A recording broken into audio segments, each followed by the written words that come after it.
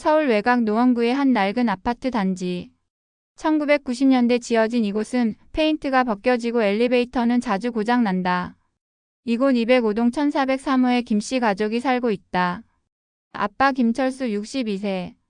30년간 다닌 회사에서 명예퇴직 신청으로 받은 퇴직금 1억 2천만 원은 아들의 대학 등록금과 딸의 학원비로 이미 바닥났다. 엄마 정순이 59세. 20대부터 지금까지 오직 가족을 위해 살아왔다. 지금은 동네 마트에서 계산원으로 일하며 하루 8시간씩 서 있다. 아들 김민수 26세. 명문대 졸업 후 2년째 취업 준비 중이다. 딸 김지은 24세. 대학 4학년. 취업보다는 좋은 지방가의 결혼을 꿈꾸며 외모 꾸미기 최대 관심사이다. 끝없는 요구. 2024년 9월의 어느 저녁. 순이는 오늘도 마트에서 8시간을 버텼다. 발은 퉁퉁 부었고 허리는 끊어질 것 같았다. 시급 9,860원. 주 5일 일해도 월급은 세금을 떼면 180만 원 정도였다. 집에 도착한 순이를 맞이한 건 텅 빈 냉장고였다. 철수는 또 한 번의 면접에서 떨어지고 돌아왔다.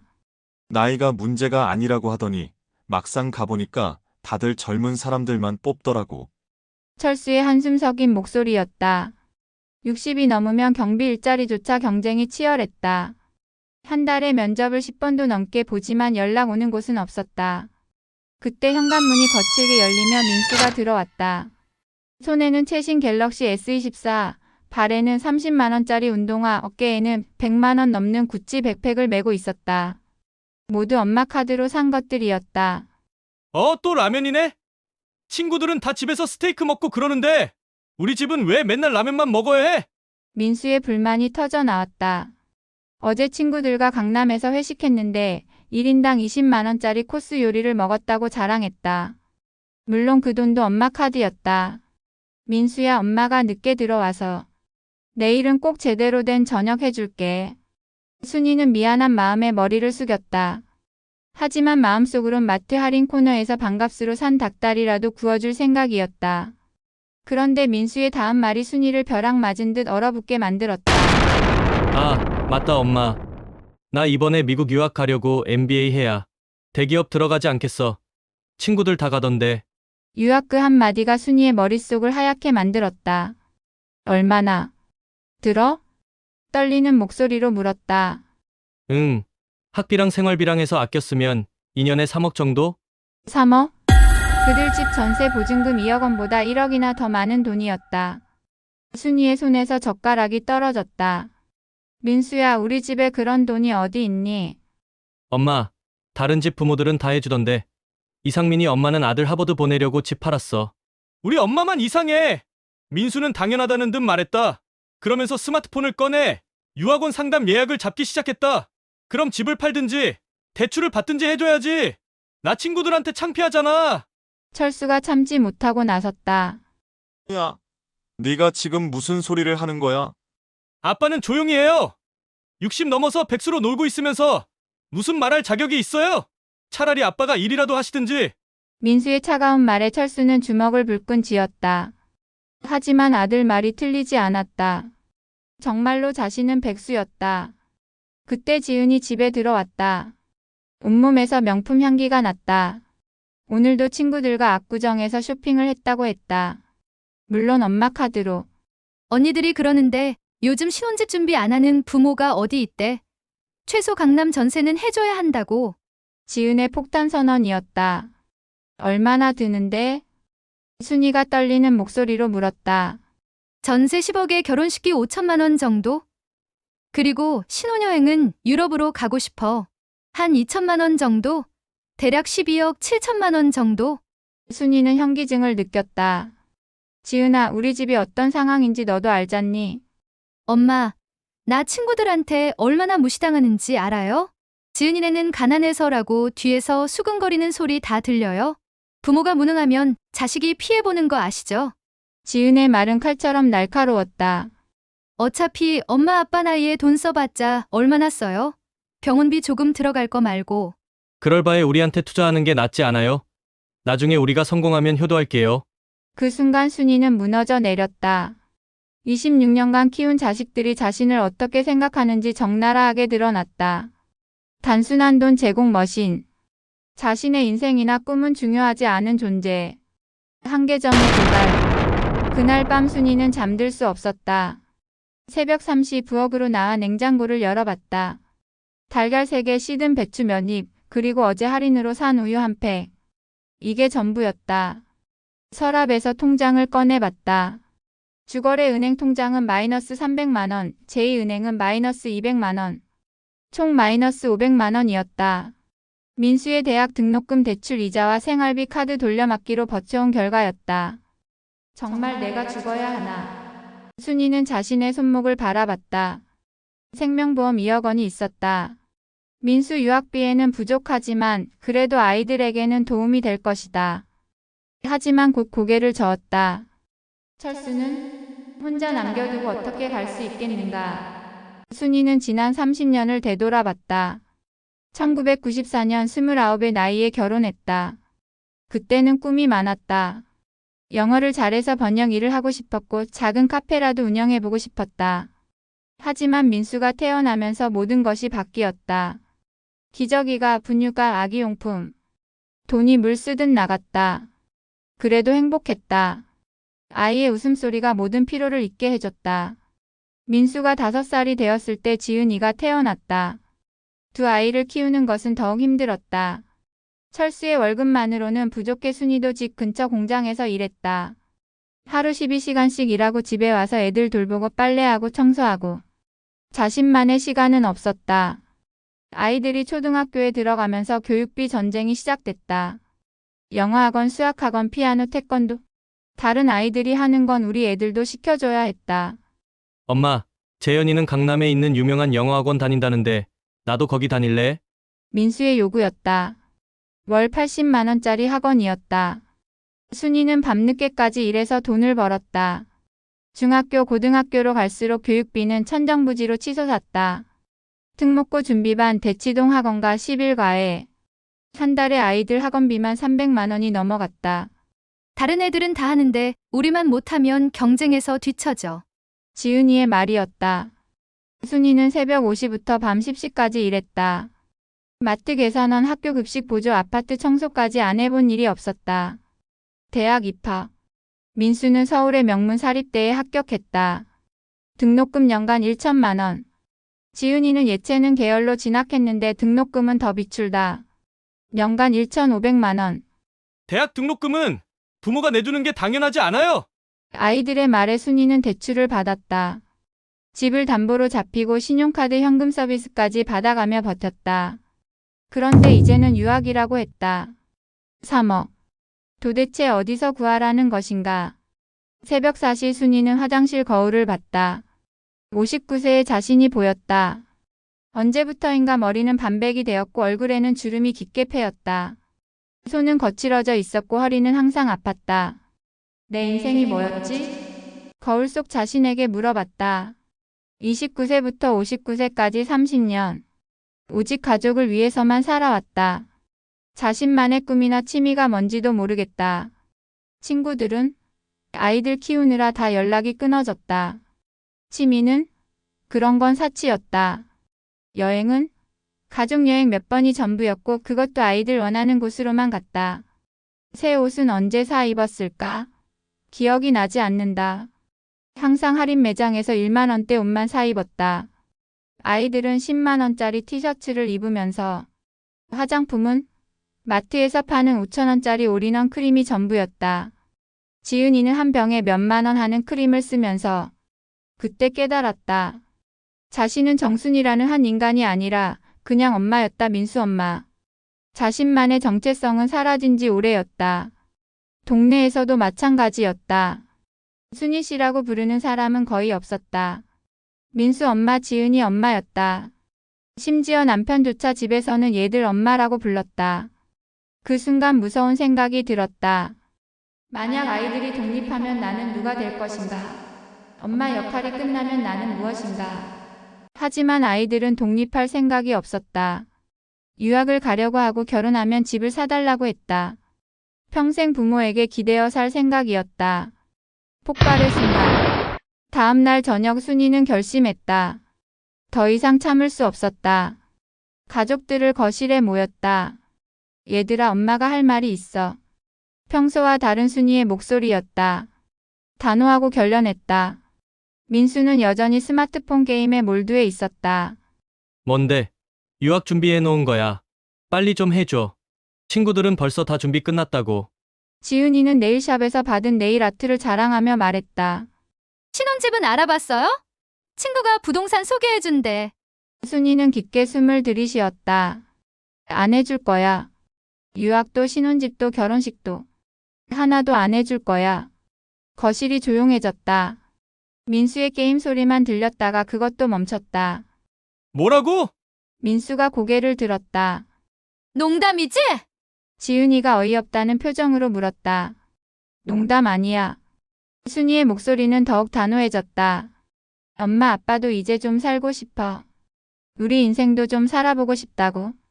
그 순간 지은이가 폭발했다. 엄마 왜 이래? 갑자기 이상해진 거야? 부모 역할 포기하는 거야? 부모 역할? 순이의 목소리가 떨렸다. 내가 30년 동안 뭘 했는데 너희 기저귀 갈아주고 밥 해주고 학원 데려다주고 등록금 벌어주고 내 인생은 언제 살라고. 목소리가 점점 커졌다. 너희들 학원비 용돈에 옷값에 폰값에 화장품 값에 내가 언제 내 돈 써봤어? 새 옷 한 벌 사본 게 언제야? 민수가 나섰다. 그래도 엄마잖아. 부모니까 당연히 해야 하는 거 아니야? 당연히? 순이는 비웃었다. 뭐가 당연해. 나도 사람이야. 로봇이 아니라고. 철수가 조용히 말했다. 얘들아, 우리 정말 한계야.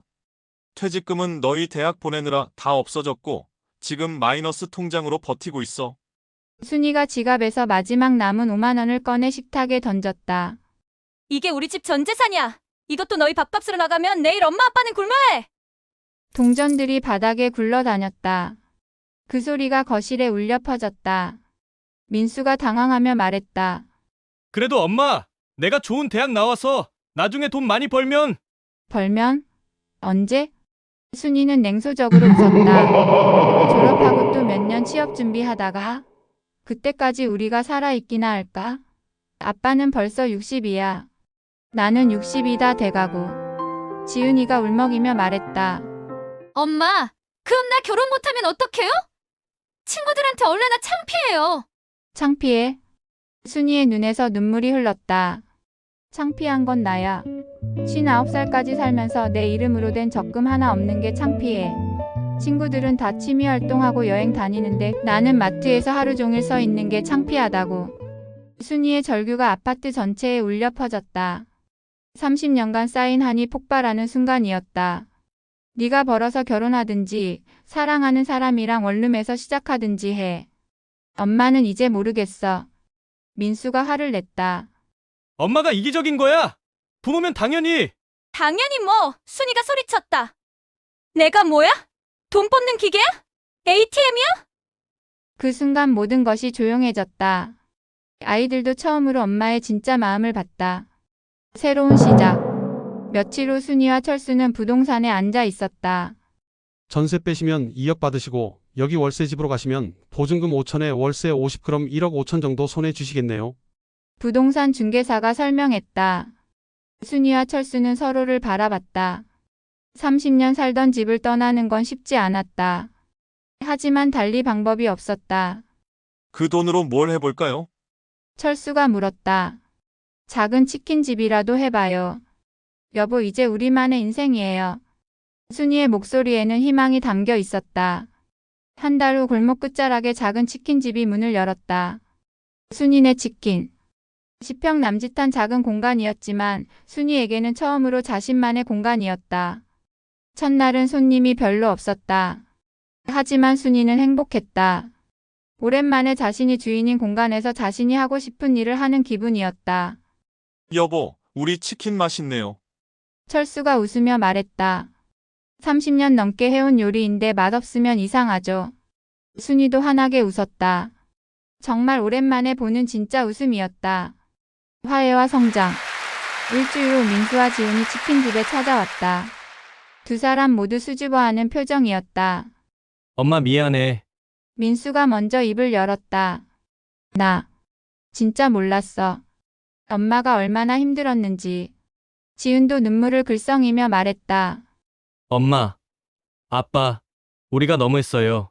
정말 죄송해요. 처음엔 차갑게 대했던 순이의 표정도 점점 누그러졌다. 너희들, 이제야 정신 차렸구나. 엄마, 나 유학 포기했어. 그냥 여기서 취업 준비할게. 그리고 치킨집 일도 도와드릴게. 민수의 진심 어린 말이었다. 나도 결혼 서두르지 않을게요. 먼저 취업해서 제 발로 서보고 싶어요. 지은도 달라진 모습을 보였다. 6개월 후 순이네 치킨은 동네 맛집으로 소문이 났다.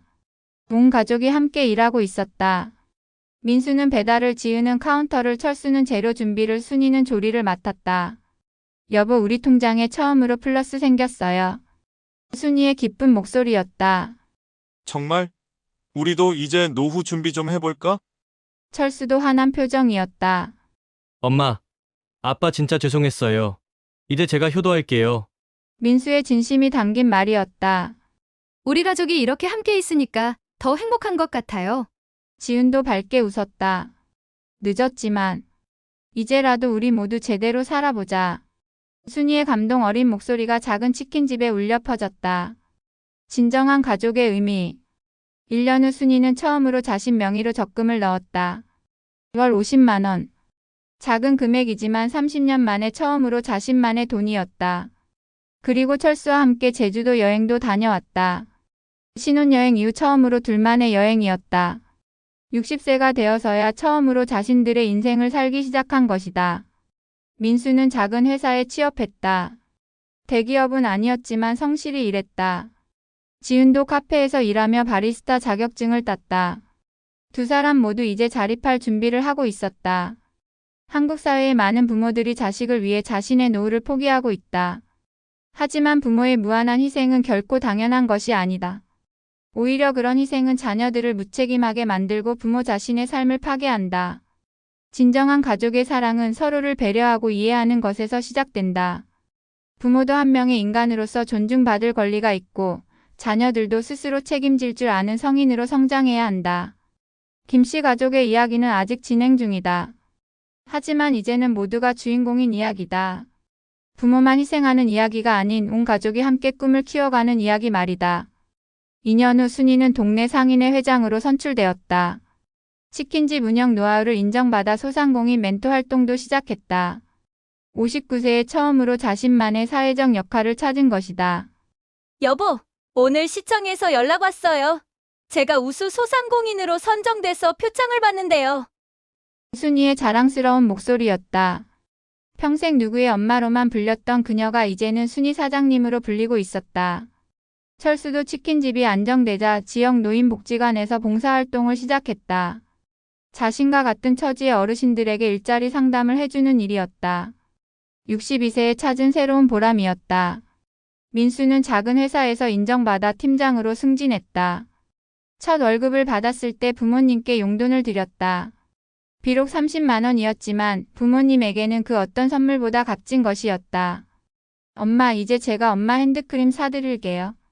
비싼 걸로요. 민수의 말에 순이는 눈물을 글썽였다. 30년간 5,000원짜리 크림만 써온 그녀에게 아들이 사준 3만 원짜리 핸드크림은 그 어떤 명품보다 소중했다. 지은도 카페에서 일하며 돈을 모아 원룸을 얻어 독립했다. 10평 남짓한 작은 방이었지만 스스로 번 돈으로 마련한 첫 번째 내 집이었다. 엄마, 제가 혼자 산 지 한 달 됐는데요. 이제야 엄마가 얼마나 힘드셨는지 알 것 같아요.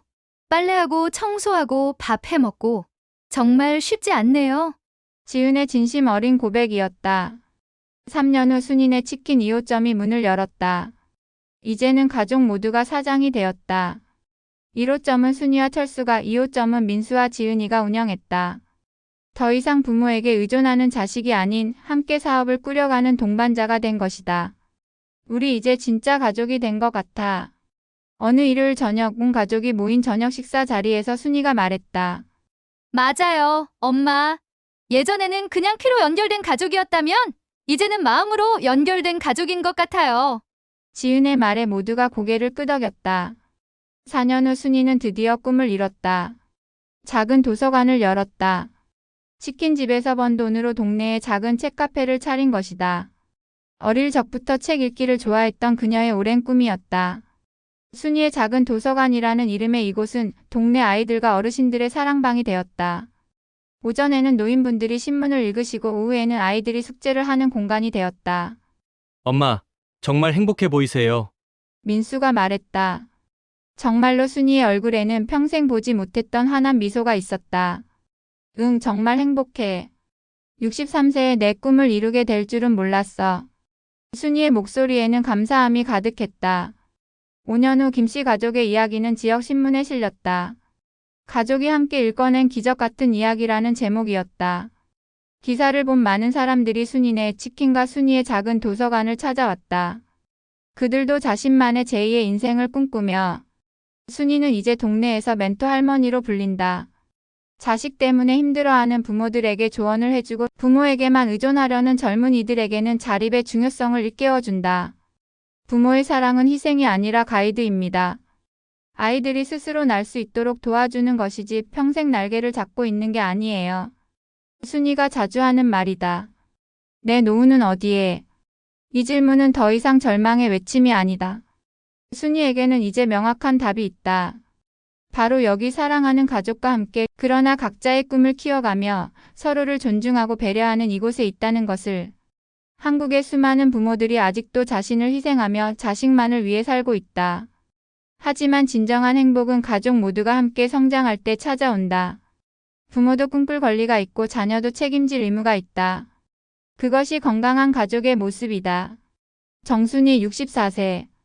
이제 그녀는 누구의 엄마가 아닌 자신만의 이름으로 살아간다. 치킨집 사장, 도서관 관장, 지역사회의 멘토로서. 그리고 무엇보다 자신의 인생을 사는 한 명의 당당한 여성으로서. 끝으로 이 이야기를 듣고 있는 모든 부모들에게 전하고 싶은 메시지가 있다. 당신의 인생도 소중합니다. 당신의 꿈도 중요합니다. 자식을 사랑하는 것과 자신을 사랑하는 것은 대립되는 것이 아닙니다. 오히려 자신을 사랑할 줄 아는 부모가 자녀에게도 올바른 사랑을 줄 수 있습니다.